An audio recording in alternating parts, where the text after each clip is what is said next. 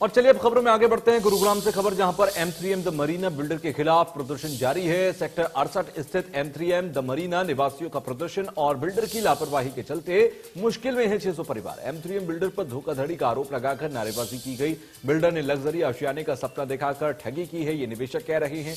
Builder ने expressway से society की एंट्री दिखाकर ठगी की है। करोड़ों का फ्लैट लेने पर भी नहीं मिल रही मूलभूत सुविधाएं, तो ऐसे में बिजली, पानी और सीवरेज समस्या से भी निवेशक जूझ रहे हैं। तो ये तमाम समस्याएं हैं और M3M जो बिल्डर है उसके खिलाफ, M3M द मरीना बिल्डर के खिलाफ यहां पर निवेशक बैठ गए हैं धरने पर। एक्सप्रेसवे से कनेक्टिविटी दिखाकर गांव से सोसाइटी को जोड़ दिया।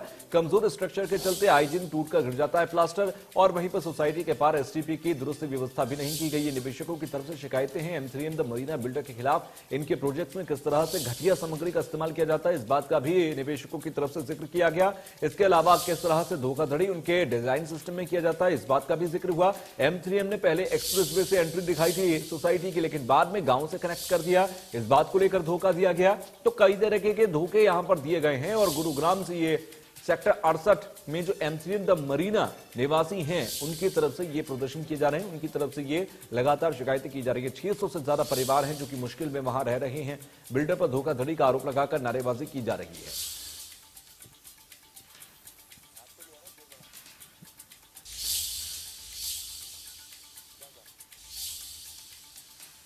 मेरा नाम रंजना दीक्षित है। मैं S1 904 में रहती हूँ। M3M मरीना सेक्टर 68 की रेसिडेंट हूँ। और जैसे कि आप पीछे देख रहे हैं, ये इन लोगों ने यहाँ पे पानी डंप कर रखा है। M3M मरीना की फैसिलिटीज़ हैं जिन्होंने यहाँ पे पानी डंप कर रखा है, और ये 1 साल से ऊपर हो चुका है, जिसकी हम रेगुलर कंप्लेन करते हैं फैसिलिटी मैनेजर से प्लस स्टाफ से और काफ़ी टाइम से। और ये कहते हैं कि ये बारिश का पानी है।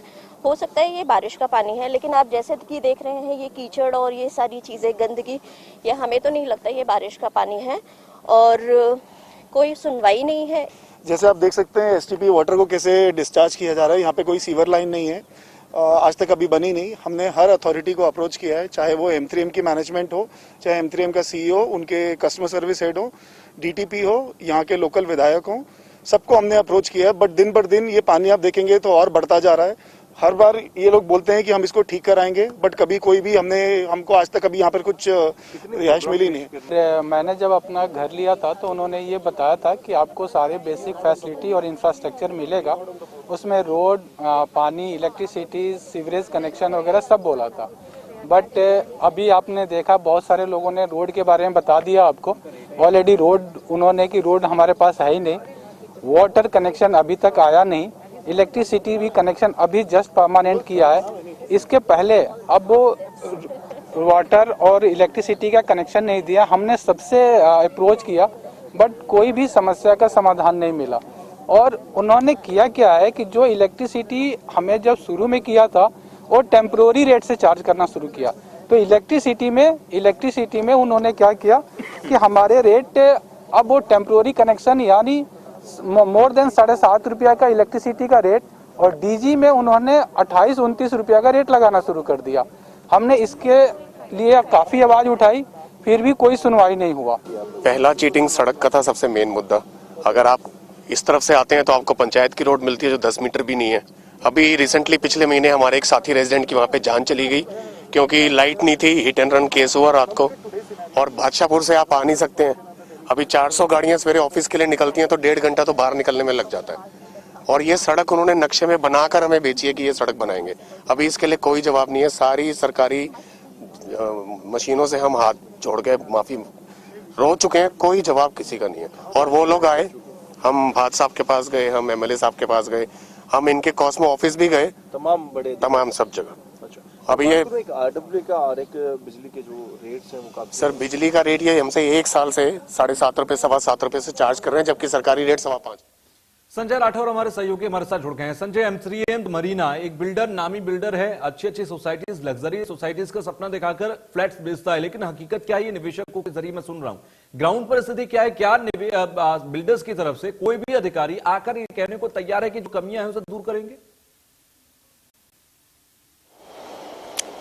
जी बिल्कुल। तो सर मैं बताना चाहूंगा कहीं ना कहीं जिस तरीके से M3M मरीना जो प्रोजेक्ट है और जो उसमें रहने वाले लोग हैं, करीबन 600 ऐसे परिवार हैं जो कहीं ना कहीं सफर करते नजर आ रहे हैं। लगातार M3M बिल्डर के जो मैनेजमेंट है उनसे वो मिल रहे हैं और साथ ही साथ स्थानीय विधायक की बात करूं या तमाम MCG के अधिकारी हो या फिर हुडा एडमिनिस्ट्रेटर हो, तो तमाम जगह वो अपनी फरियाद लेके गए हैं। लेकिन कहीं ना कहीं अभी भी जो M3M बिल्डर है कहीं ना कहीं उनकी तरफ ध्यान नहीं दे रहा और उनका साफ तौर पर यही है, जिस तरीके से वो प्रोटेस्ट कर रहे हैं तो उनका साफ तौर पे यही कहना है कि उनको जो सपने दिखाए गए थे कागजों में वो धरातल पे नजर नहीं आ रहे हैं। और जो एक्सप्रेस वे की मैं बात करूं वो एंट्रेंस उनको दिखाई गई थी, जिसके बाद करोड़ों रुपए के जो फ्लैट्स है M3M बिल्डर ने उन लोगों को दिए हैं। और लेकिन जब उन्होंने वहां पर रहना शुरू किया और वो जो कनेक्टेड जो मैं बात करूं जो रोड है कहीं ना कहीं बादशाहपुर वो रोड नजर आ रहा है, तो ऐसे में कहीं ना कहीं जिस तरीके से बादशाहपुर की मैं बात करूं जो उनको रोड दिया गया है वो एक गांव के अंदर से है और जो पैसे वसूले गए थे वो एक्सप्रेसवे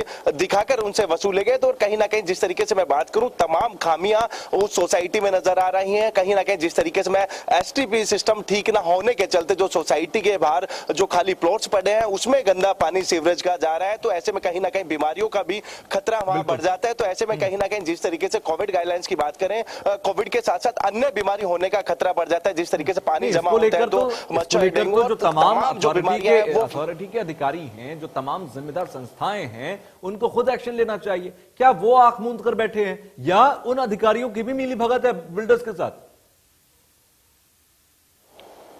जी बिल्कुल। जिस तरीके से मैं बात करूं 600 परिवार वहां अभी रह रहे हैं तो उनका साफ तौर पर यही आरोप है, जिस तरीके से M3M बड़ा बिल्डर है कहीं ना कहीं रसूखदार है और जो बड़े नेता हैं उनको शहर जरूर मिली है, यही एक बड़ा कारण है। ना ही उनके पास सीवरेज व्यवस्था है, ना ही उनके पास रोड है और ना ही स्ट्रीट लाइट वहां लगी हुई है आसपास में। और साफ तौर पर जिस तरीके से मैं DG यूनिट्स की बात करूं 27 रुपए उन लोगों से वसूले जा रहे हैं बिजली के नाम पे। जब लाइट नहीं होती है तो DG जब ऑन होता है तो 27 रुपए प्रति यूनिट उनसे वसूला जा रहा है। तो ऐसे में कहीं ना कहीं जो वहां लोग रह रहे हैं उनके साथ जाति जरूर हो या बिल्डर के द्वारा, कहीं ना कहीं उनका यह भी आरोप है कि कई बार जो M3M के जो बिल्डर है और उनकी जो मैनेजमेंट के लोग हैं दारू पी के उनको धमकाने भी पहुंच जाते हैं। तो ऐसे में कहीं ना कहीं बिल्डर के कहीं ना कहीं जो बड़े अधिकारी हैं और जो नेताओं से तार जुड़े हुए, तो उसके बाद कहीं ना कहीं उनकी शह की वजह से बिल्डर चौड़े में है और सीधे तौर पर यहां निवेशकों को डराता धमकाता है, जिस बात की आपने जानकारी भी दी। शुक्रिया हमसे जुड़ने के लिए। बातचीत